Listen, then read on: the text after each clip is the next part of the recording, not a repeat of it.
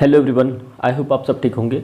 Guys, एक चीज़ मैंने आपको बताया था कि ये साइंस का आपका पार्ट 2 है जो कि लाइफ प्रोसेस का है। तो एक बात ध्यान रखना, जिस तरह के मैंने आपको पार्ट 1 में एकदम जो सटीक पॉइंट होते हैं वो सारे मैंने आपके लाइफ प्रोसेस के करवा दिए थे। पार्ट 1 भाई मोस्ट इंपॉर्टेंट है।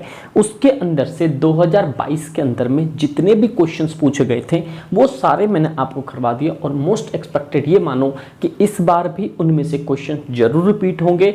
जो आज वाले ये पार्ट 2 दिख रहा है आपको, ये तो 100 क्या 1010% आपके पेपर में जरूर ही इनमें से 2 क्वेश्चंस मिलेंगे और आगे भविष्य के लिए भी आपका ये टॉपिक बिल्कुल सिक्योर हो जाएगा, जो कि ब्लड वाला है। आपको बस ध्यान से सुनना है और माइक्रो सेकेंड भी आपका वेस्ट नहीं होगा। वैसे आपको पता है कि मैं वही कंटेंट लेकर आता हूँ और उतने शॉर्ट टाइम में सारी चीज़ डिलीवर कर देता हूँ जिससे कि आप लोगों को ज़्यादा टाइम ना जाए। तो बस आप लोग कम टाइम के अंदर में ज़्यादा मटेरियल इकट्ठा करो और सेल्फ स्टडी पे ध्यान लगाओ। आज पार्ट 2 है। इसके बाद किसी एग्जाम में आपके इस क्लास के बाद ब्लड से क्वेश्चंस नीट में बैठ जाना, यूपीएससी या आईसीएससी कहीं पे बैठ जाना, आपका पेपर 110% इस क्लास से इंपॉर्टेंट टॉपिक निकल के आएंगे। तो दोस्तों ध्यान रखना, जो मैं करवाऊंगा आपको ध्यान से सुनना है, सही तरीके से। हिंदी इंग्लिश दोनों के लिए होगा, एक्सप्लेनेशन मेरा हिंदी में भी होगा, रिटन भले इंग्लिश में, और जो इंपॉर्टेंट जो मुश्किल वर्ड है वो मैंने हिंदी में भी लिख के रखे हैं। तो बस एक चीज़ याद रखना आपको कि बिल्कुल बढ़िया तरीके से पहले इसे नोट करना है। नोट नहीं, पहले आप समझना, फिर बाद में आप स्क्रीनशॉट ले लेना, इसे रिवाइज कर लेना और बुक से मैच कर लेना। आपको टू द पॉइंट मिलेगा, एक्स्ट्रा ही पॉइंट मिलेगा कि बिल्कुल छोटा सा इधर उधर भी पॉइंट नहीं होगा। तो चलो मैं आपको शुरुआत से छोटी छोटी चीज़ों को बताता हूँ। सबसे पहले आप ये देखो, ब्लड होता क्या है। ब्लड को हिंदी में रक्त कहते हैं और इसकी जो स्टडी कहता है इसे हेमेटोलॉजी कहते हैं। जैसे आपको 1 नंबर के अंदर में क्वेश्चन आ जाएगा, ये 2017 वाले पेपर में 1 नंबर के एमसीक्यू में पूछा था, स्टडी ऑफ ब्लड को क्या कहते हैं। जो ब्लड के अध्ययन करते हैं उसे क्या कहते हैं। उसे एक कभी कभी सेरोलॉजी भी दिया होता है, लेकिन सीबीएसई का मोस्ट फेवरेट आंसर ये होता है हेमेटोलॉजी। तो आप लोग को अगर मान लो 1 नंबर के क्वेश्चंस में अगर एमसीक्यू आता है और ब्लड से रिलेटेड आता है तो आपको टिक करना है हेमेटोलॉजी। अगर किसी भी कॉम्पिटिटिव एग्जाम में आता है, आप बाद में देते हो, तो ब्लड की स्टडी को कहते हैं हेमेटोलॉजी। याद रखना। ब्लड ग्रुप का खोज किसने किया था, ये होता है कार्ल लैंडस्टनर। तो ये भी इंपॉर्टेंट चीज याद रखना, आगे मैं बताऊंगा। तो याद रखना, ब्लड की स्टडी को हम कहते हैं हेमेटोलॉजी और जो ब्लड के ग्रुप की जो डिस्कवर किया था उसे कहते हैं कार्ल लैंडस्टनर। तो ये भी चीज आप याद रखना। तो पहला पॉइंट समझ आ गया होगा आपको, हेमेटोलॉजी कहते हैं इसे। देखो दोस्त ध्यान सुनना, जो रक्त होता है आपको पता है कि जो ब्लड है हमारे लिए बहुत ज़्यादा इंपॉर्टेंट होता है, जो कि आपके बहुत सारे फंक्शंस होते हैं, जिसमें कि मोस्ट इंपॉर्टेंट 2 पॉइंट है। वो चीज़ देखो क्या है। सबसे पहले जो ब्लड है ये क्या बनता है, फॉर्मेशन कहाँ होता है। एक तो लीवर में फॉर्मेशन होता है, एक होता है बोन मैरो में। आप कह रहे होंगे यार लीवर क्या बोल रहे हो आप, बोन मैरो तो सुना है एग्जैक्टली। लेकिन आप एक चीज़ याद रखो, जो बोन मैरो है ये एडल्ट के अंदर होता है। जैसे मान लो हम लोग हैं एडल्ट, जो हम लोग हैं ना वयस्क, उनके अंदर में बोन मैरो के अंदर में क्या होता है, ब्लड फॉर्मेशन होता है। ठीक है। जो लीवर हो ये बच्चों के अंदर, जो एम्ब्रोज होते हैं ना, जो गर्भ के अंदर में माँ के पेट में जब बच्चे रहते हैं उनके तो बोन मैरो बनता नहीं, उनके तो हड्डी जो होती है बिल्कुल लचीले होते हैं, जैसे पकड़ो वैसे हो जाते हैं, क्योंकि काफ़ी छोटे बच्चे होते हैं, नवजात बच्चे होते हैं। लेकिन उनके शरीर में भी तो ब्लड होता है ना, तो उनके शरीर में ब्लड जो है लीवर में बनता है। ये भी चीज़ आपको इंपॉर्टेंट चीज़ याद रखना है। एनसीईआरटी में सिर्फ बोन मैरो दे रखा है, लेकिन आपको ये भी एडिशनल चीज पढ़ना है भाई कि लीवर, जो बच्चे एम्ब्रोस, जो बच्चे गर्भ में होते हैं माता के, तो वहां पे क्या होता है, लीवर में ब्लड बनता है बच्चों के। ठीक है। जो ये स्टोर होता है, जो ब्लड जहां स्टोर होता है उसे कहते हैं स्प्लीन। स्प्लीन मतलब हिंदी में कहते हैं प्लीहा। अब याद रखो, जो हमारे शरीर का ब्लड है वो भी तो कैसे कहीं ना कहीं फॉर्मेशन हो रहा होगा। हमें चलो पता चल गया बोन मैरो के अंदर में क्या हो रहा है, ब्लड बन रहा है, तो लेकिन ये स्टोर भी तो हो रहा होगा कहीं ना कहीं। जैसे हम लोग खाना खा रहे हैं तो हमें पता है कि जाके स्मॉल इंटेस्टाइन में जाके भाई वो डाइजेशन प्रोसेस करता है, और जो रो मतलब कि जो वेस्ट प्रोडक्ट है वो लार्ज से जाके एक्सक्रीट कर देता है, मतलब बाहर निकालता है। जो पार्ट 1 में है, नहीं देखा है जाके देखो, मोस्ट इंपॉर्टेंट टॉपिक होगी वो। उसके बाद जो स्टोर होता है वो होता है आपके स्प्लीन, कहाँ पे, प्लीहा में। तो ये चीज़ याद रखना स्टोर कहाँ होता है, प्लीहा स्प्लीन, जो हमारे लीवर के नीचे होता है उसे प्लीहा कहते हैं। और वो जो ब्लड होता है, जो जैसे आप आगे पढ़ोगे अभी आरबीसी 120 डेज के बाद क्या होता है, नया ब्लड फॉर्मेशन होता है। तो जो ब्लड हमारे बॉडी में सर्कुलेशन हो रहा है उसकी जो डेथ होती है ब्लड की भी, जैसे मान लो जो बेकार ब्लड होता है 120 डेज के बाद जो आरबीसी है वो खत्म हो जाता है, वो कहाँ जाता है, वो भी जाता है स्प्लीन के अंदर में। तो याद रखना स्प्लीन मतलब प्लीहा बहुत इंपॉर्टेंट है, इंपॉर्टेंट मार्क करो, ये कॉम्पिटिटिव एग्जाम के हिसाब से भी मोस्ट इंपॉर्टेंट है। जिसमें कि स्प्लीन जो है आपका, इसे ब्लड बैंक भी कहते हैं, ग्रेव यार्ड ऑफ ब्लड भी कहते हैं, मतलब कब्रिस्तान कहते हैं। क्या कहते हैं इसे, कब्रिस्तान। इट मीन्स कि जैसे मान लो कि कब्रिस्तान जैसे किसी को दफना देते हैं, उसी तरह से जो ब्लड बैंक होता है हमारा स्प्लीन कहलाता है। और जो ब्लड जो डेथ हो जाता है वो भी जाके कहाँ पर हो जाता है, स्प्लीन में जाके स्टोर हो जाता है। वहाँ से वो चीज़ें द्वारा हमारा 120 दिन के बाद आरबीसी नया फॉर्मेशन शुरू करता है। ध्यान रखना। तो आपको दो चीज़ याद रखना है यहाँ से, जो स्टोर होता है वो भी स्प्लीन में होता है, जो डेथ होता है वो भी स्प्लीन में होता है। तो उससे ब्लड बैंक भी कहते हैं, स्प्लीन को कहते हैं। ग्रेवयार्ड ऑफ ब्लड भी किसके कहते हैं, स्प्लीन को कहते हैं। तो ये बहुत इंपॉर्टेंट टॉपिक था आपके लिए, ये वाला इंपॉर्टेंट टॉपिक। इसके आगे अब देखेंगे मेन फंक्शंस होता क्या है, जो आपके टॉपिक में भर भर के हैं और पेपर में जरूरी आना है। तो आपको यहाँ से ध्यान रखना मेरे बच्चे, आपको लीवर, बोन मैरो में जो बाइसेक होते हैं, जैसे हम लोग हैं आप लोगों, वहाँ पे इस बोन मैरो में बनेगा जो कि, और लीवर में बच्चों को बनता है। स्टोर कहाँ होता है, स्प्लीन में होता है। डेथ कहाँ होता है, स्प्लीन में क्या होता है, ब्लड बैंक कहाँ होता है, स्प्लीन कहते हैं। ग्रेवयार्ड किसे कहते हैं, स्प्लीन को कहते हैं। ये टॉपिक क्लियर हो गया होगा? अगर क्लियर हो गया तो कमेंट करके जरूर डालना कि यहाँ पे जो ये चीज़ें हैं आपको इतनी सारी चीज़ें समझ आई या नहीं आई। अब आगे देखो पॉइंट सबसे इंपॉर्टेंट, जैसे आपको दिख रहा है ये चैप्टर नंबर 6 डाल लेना भाई, यहाँ पे डाल नहीं पाया। देखो सबसे पहले ब्लड होता क्या है, सबसे पहले आपको ये पता होना चाहिए ब्लड का होना हमारी बॉडी में बहुत ज़्यादा इंपॉर्टेंट है। ये होता है हमारा कनेक्टिव टिश्यूज। 9th क्लास से आपने पढ़ा होगा, कनेक्टिव टिश्यूज मतलब होता है संयोजी उत्तक। इसका मतलब क्या होता है, सपोज करो हमारे बॉडी के अंदर में जो एक दूसरे जो ऑर्गेन्स हैं उसे कनेक्ट करके रखा है। अगर सपोज करो ऑक्सीजन लिया हमने, ऑक्सीजन तो हमने इन्वायरमेंट से लिया, वो हमारे शरीर में जाने के बाद लंग्स ने क्या करा, अपने एक स्टोरेज करके रख दिया लंग्स के पास। लंग्स ने ब्लड को बोला अब ये तू पूरे बॉडी में, हमारे बॉडी में सर्कुलेशन कर दे, इसीलिए इसे बोलते हैं कनेक्टिव टिश्यूज। तो समझ जाना यहाँ पे, जो ऑक्सीजन होता है लंग्स क्या करता है, बस अपने पास स्टोर करता है, उससे के बाद ब्लड ले जाके पूरे शरीर में सर्कुलेशन करता है ऑक्सीजन का, CO2 का, और ये गैसेस का एक्सचेंज करते हैं। समझ आ गई होगी बातें? तो सबसे पहला पॉइंट क्लियर हो गया होगा आपको, जो ब्लड है, ब्लड एक कनेक्टिव टिश्यूज मतलब संयोजी उत्तक होता है।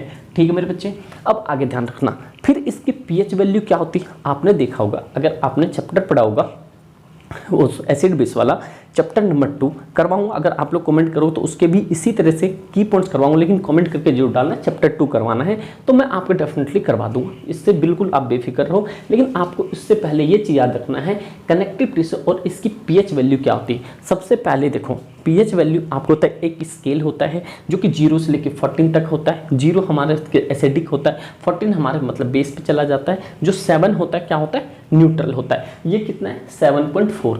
तो मतलब ये कहीं ना कहीं बेस है, न्यूट्रल से थोड़ा सा आगे। तो याद रखना ब्लड जो होता है 7.4 पीएच होती है। और ये जो है भाई आप जब बड़े होके, अगर मान लो कोई भी बच्चा, जैसे कि मान लो इसमें आप जाओगे IIT में जाओगे या किसी भी कॉम्पिटिटिव एग्जाम में जाओगे या आप नीट में जाओगे, तो वहाँ पे जरूर पूछता है कि ब्लड का पीएच कितना है, तो आप बता देना ब्लड का पीएच होता है 7.4। ठीक है मेरे भाई। अब अगला देखो, अब एक चीज़ है, ब्लड क्या जो होता है, ब्लड मेल के अंदर जो है ना 5.5 लीटर होता है, फीमेल के अंदर में 5 लीटर होता है। अब यहाँ पे देखो आप सोचेंगे ऐसा भेदभाव क्यों भाई, अब ध्यान से सुनना भाई, मेल के अंदर में 5.5 लीटर ब्लड होने का कारण और फीमेल में जो आधा लीटर जो है कम होने का कारण ये है कि भैया हीमोग्लोबिन का, जो मेल के अंदर जो होता है हीमोग्लोबिन थोड़ा सा ज़्यादा होता है जो कि 14 होता है, और फीमेल के अंदर कितना होता है 13 होता है। यही एक रीज़न है कि फीमेल के अंदर में जो ब्लड होता है 5 लीटर होता है और मेल के अंदर में होता है 5.5 लीटर होता है। समझ आ गया होगी बात, ये बहुत चीज़ें। अब देखो एक होता है हमारे बॉडी मतलब ब्लड के अंदर जो ब्लड होता है वो किस चीज़ का बनता है, हीमोग्लोबिन। किसका मेरे भाई, हीमोग्लोबिन एक कंटेंट करता है आयरन, इसे आप ब्रैकेट में लिखो Fe आयरन। अब देखो हीमोग्लोबिन जो है, हीमोग्लोबिन क्या है, जो हमारे जैसे कि मान लो आपने देखा होगा छोटे बच्चों से एनीमिया हो जाती है, कोई बीमारी हो जाती है, वो इसलिए होता है मेरे भाई क्योंकि उसके अंदर जो ब्लड का लेवल होता है वो धीरे धीरे डाउन हो रही होती है, जिसके कारण हीमोग्लोबिन ही उसका सबसे बड़ा रीजन है। और हीमोग्लोबिन क्या कंटेन करता है? आयरन। तो इसीलिए हमारे बॉडी जो होता है स्ट्रांग रहता है। क्यों? हीमोग्लोबिन की वजह से। आपने देखा होगा किसी को, जैसे आप मान लो कोई दिन से तबियत खराब होती है, किसी की फीवर होती है, खास करके क्या होता है, ऐसा लगता है कि बहुत बीमार से हैं भाई, एकदम लड़खड़ा रहे हैं। ऐसे क्यों होता है? वो हीमोग्लोबिन की वजह से होता है, जिसके कारण उसकी बॉडी के अंदर में जान नहीं बचती है। तो समझ गए, कभी भी ऐसा हो तो आपका हीमोग्लोबिन कम हो रहा है, या ध्यान रखना। फिर अगली बात आ गई यहाँ पे, आपको मैंने पहले बता दिया, जो मेल के अंदर है, मेल के अंदर 40 ग्राम DL मतलब डेसिबल लीटर होता है, डेलीलीटर मतलब डेसिबल लीटर कहते हैं उसको, और फीमेल के अंदर 13 ग्राम होता है। तो याद रखना यहाँ पे 14 ग्राम और 13 ग्राम। तो मतलब जो मेल होता है उसके अंदर में नॉर्मल आपके जो हीमोग्लोबिन होना चाहिए, हीमोग्लोबिन 14 होना चाहिए, और जो फीमेल के अंदर में कितना होना चाहिए? 13 होना चाहिए। उम्मीद करता हूँ आपको सारी चीज़ें समझ आ रही होंगी। भाई याद रखना, ये क्लासेस आपको कभी न कभी लाइफ में बहुत याद आने वाली है, और यहाँ से आपके 2 नंबर पक्के होने वाले हैं। चलो अब अगला पॉइंट देखते हैं कि इसके अंदर में एक ना हमारे शरीर के अंदर बहुत सारे प्लाज्मा जो होता है, प्लेटलेट्स होता है। प्लेटलेट्स के अंदर में आपको पता है कि बहुत सारे विटामिन होता है, मिनरल्स होता है, और 90% वाटर कंटेंट करता है। ये सब मैं अभी आपको बताता हूँ। देखो विटामिन के जो है ये ब्लड क्लोटिंग में काम आता है। तो याद रखना, इंपॉर्टेंट है भैया। एसएससी में तो ये आपके भर भर के पूछे जाते हैं। इवन मेरे से भी 2-4 बार दिल्ली पुलिस वाले एग्जाम में पूछे, तो जो फर्स्ट टाइम में फेल हो गया था, जो थर्ड टाइम में मैं पास होता उस वाले में था विटामिन के। तो याद रखना, जो ब्लड क्लोटिंग होता है, जैसे ब्लड क्लोटिंग को रोकने के लिए काम करता है विटामिन के। ठीक है, जैसे मान लो कहीं पे चोट लग गया, ठीक है, कहीं पे चोट लग गया, वहां से ब्लड निकलने लगा। अगर किसी के शरीर में अगर विटामिन के की मात्रा ज़्यादा है तो उसकी ब्लड क्लोटिंग मतलब ब्लड बहना बहुत जल्दी बंद हो जाएगा, और जिसके शरीर में विटामिन के की मात्रा कम है उसका ब्लड कंटिन्यू निकलता जाएगा। समझ आ गया आपको? चलो अगली बात। फिर आपको मैंने बताया कि जो ब्लड होता है, ब्लड ग्रुप किसके द्वारा डिस्कवर किया गया था? ये किया गया था लैंडस्टेनर। इसका फुल नाम था कार्ल लैंडस्टेनर। ये 1900 में किया था। कब किया था?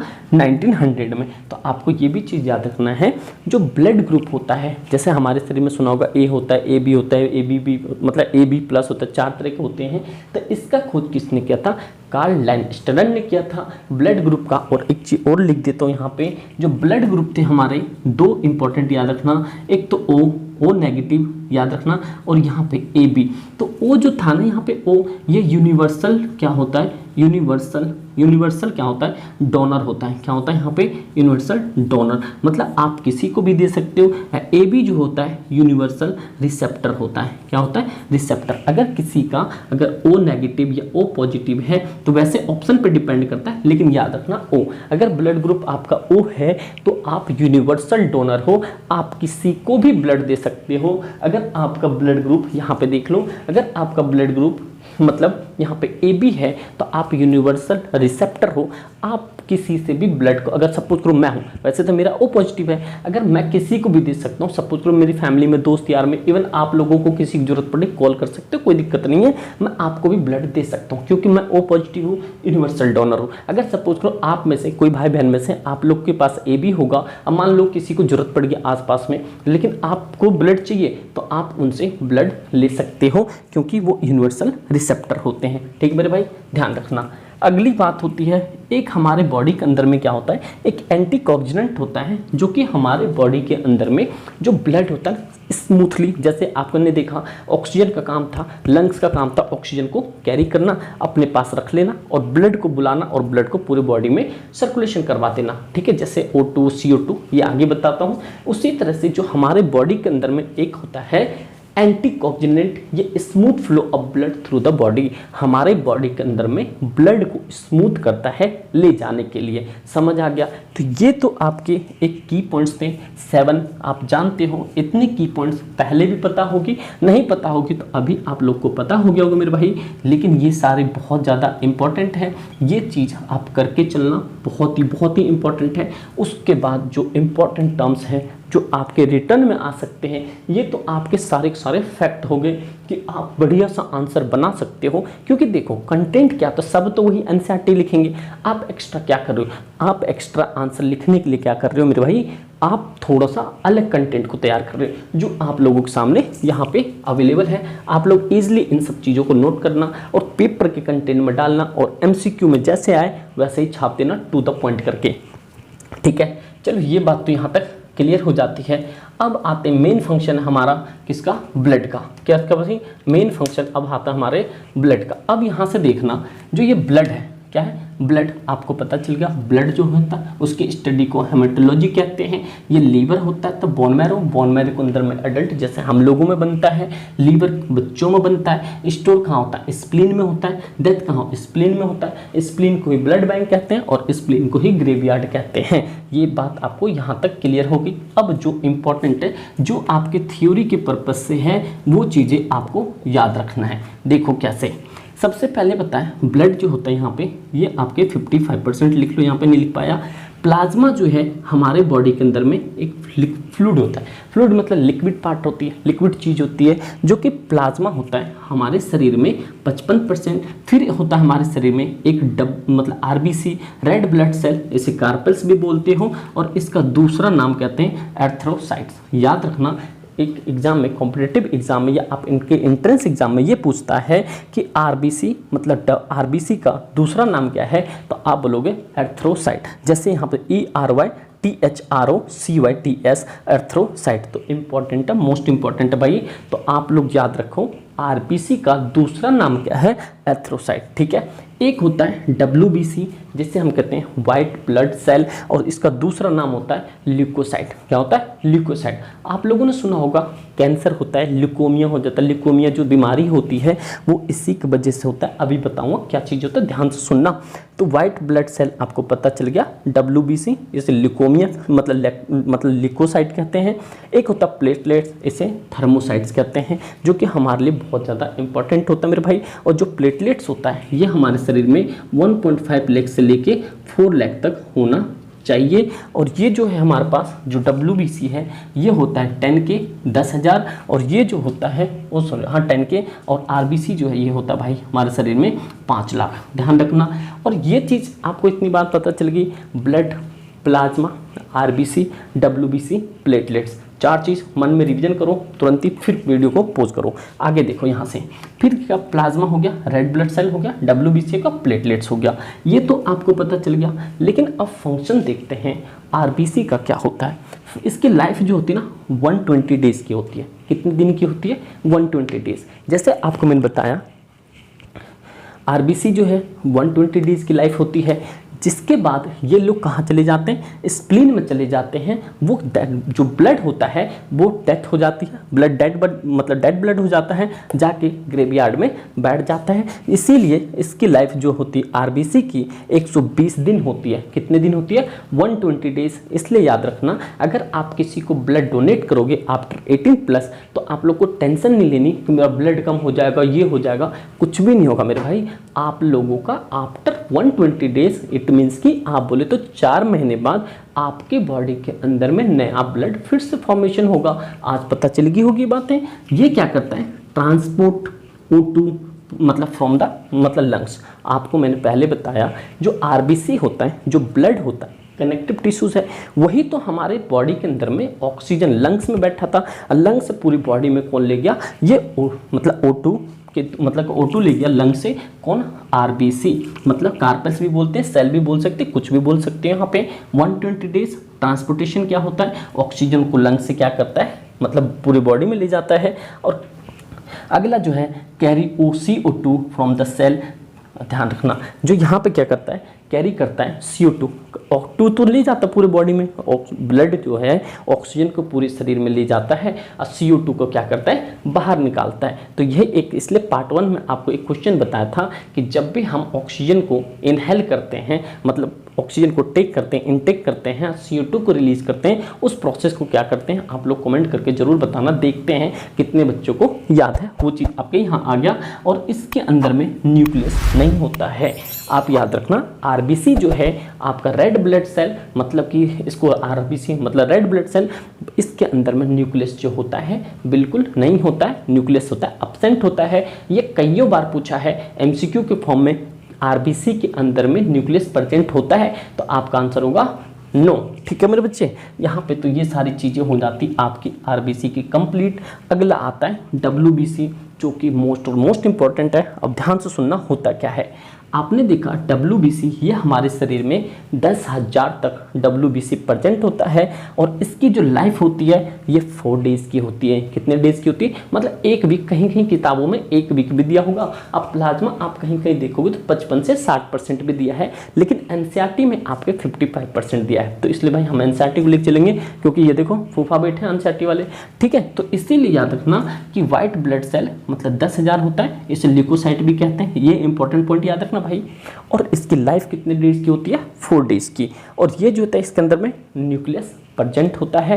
और सबसे इंपॉर्टेंट मोस्ट इंपॉर्टेंट पॉइंट याद रखना, जो आपके पेपर में छपेगा और एनसीईआरटी में दिया हुआ है, और 110% छपेगा, क्योंकि हर बार ये क्वेश्चन रिपीट हुआ है। और क्योंकि इस टॉपिक से, इस वाले टॉपिक से ब्लड से उठाने के लिए उसके पास कुछ नहीं बचता, तो सीधा डब्ल्यूबीसी डिफेंस मतलब कि वो रक्षक जो होता है बॉडी का, उससे टॉपिक उठा देता है, जिसे हम डब्ल्यूबीसी कहते हैं। ये डिफेंस अगेंस्ट मतलब क्या होता है, इन्फेक्शन से लड़ता है। जैसे सपोज करो, अब लड़ने के पीछे भी इसके हिस्से हैं। अब ध्यान सुनो, 3 हिस्से में बांटा है।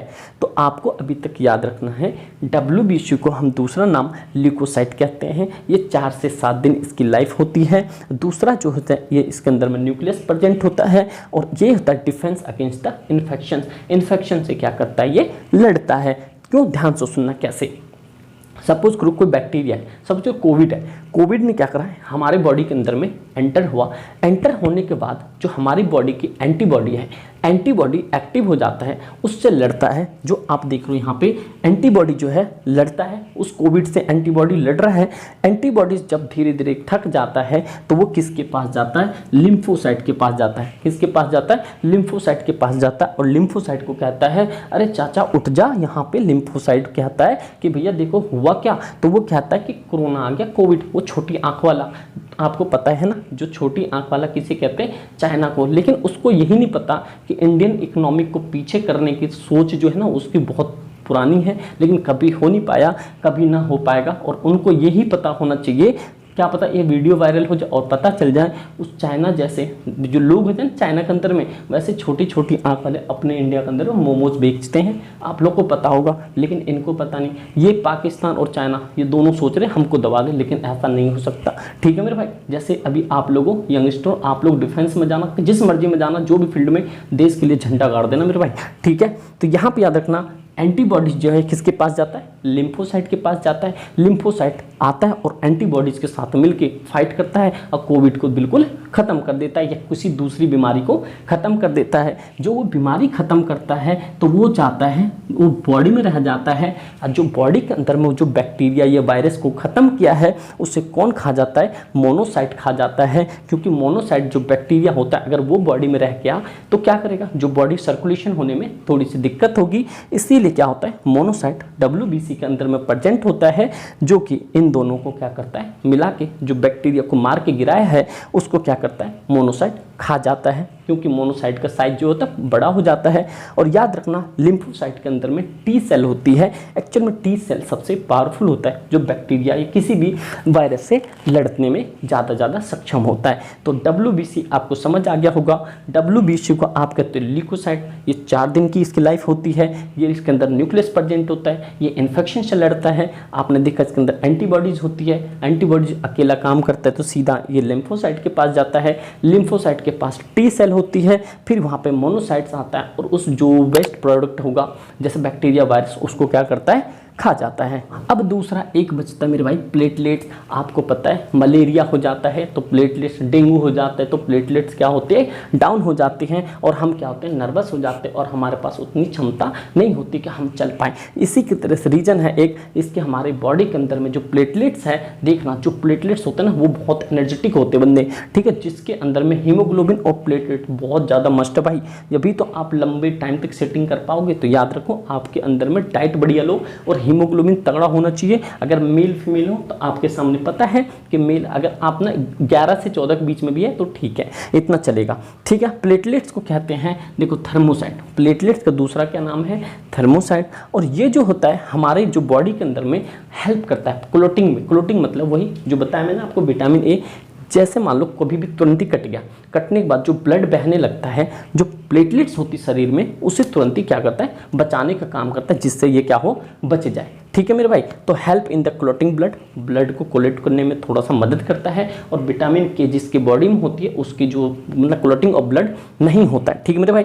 एक होता है रिपेयर डैमेज ब्लड वेसल्स। जो प्लेटलेट्स होता है, जो बॉडी जैसे मान लो यहाँ पर WBC फाइट कर रहा था किसी बैक्टीरिया से या वायरस से, तो यहाँ पे कुछ ना कुछ यहाँ पे डेड हुई होगी ब्लड वेसल्स, जिसके कारण क्या था? प्लेटलेट्स उसे प्रिपेयर कर देता है। और प्रिपेयर करने के बाद वो क्या होता है? बिल्कुल सुरक्षित हो जाता है। ये आपको पता चल गया। जितनी भी सिनेरियो हैं मेरे भाई, ये सारे आपके मेन पॉइंट थे, बहुत ही इंपॉर्टेंट, जो कि आपके पेपर में 110% छपेंगे। ये सारे टॉपिक उम्मीद करता हूँ मैं आपको सही तरीके से समझा पाया हूँगा। थोड़ा सा क्या होता है ना, ऑनलाइन में उतनी एक्सपीरियंस नहीं है, बट मैं अपना 100% ट्राई करता हूँ। तो उम्मीद करता हूँ आप लोगों को सारी चीज़ें पसंद आई होगी। और जो अपना मिशन 90 है, ये सारे बच्चे लेकर आओगे, इतना प्रॉमिस करना लोग 90+ लेके आओगे या नहीं, याद रखना। यस या नो में आप कमेंट डालना। 90+, बस एक ही कमेंट होना चाहिए, मिशन 90+। आप लोग कमेंट को छाप दो। जितने सीरियस बच्चे हो, आगे तो देखी जाएगी, आगे मैं आप लोगों के साथ हूँ। और जो टॉपिक करना है आप लोग कमेंट करके ज़रूर बताना। कुछ भी दिक्कत परेशानी हूँ, मैं हूँ। आप लोग जाके इंस्टाग्राम का लिंक भी है डिस्क्रिप्शन में, और टेलीग्राम का भी है, व्हाट्सएप ग्रुप भी है, जिसमें आपको अच्छा लगे आप वहाँ फॉलो कर लो। आप आराम से कॉन्टैक्ट कर सकते हो, कोई भी परेशानी हो एजुकेशन रिलेटेड, आप लोग को मैं तैयार हूँ हमेशा हेल्प करने के लिए। बस आप लोग को क्या करना है? रिजल्ट अच्छा लाना है। तो ठीक है दोस्तों, उम्मीद करता हूँ सारी चीज़ें अच्छी लगी होंगी। तो अच्छा लगे तो एक लाइक कर देना, है ना, अपने दोस्त यार में सेंड कर देना, और थोड़ा हो सके तो सब्सक्राइब कर देना। फर्स्ट टाइम ही बोल रहा हूँ सब्सक्राइब करने के लिए। ठीक है, चलो कोई दिक्कत नहीं। Thank you so much. मस्त पढ़ो, तंदुरुस्त पढ़ो और झंडा गाड़ दो। Thank you so much.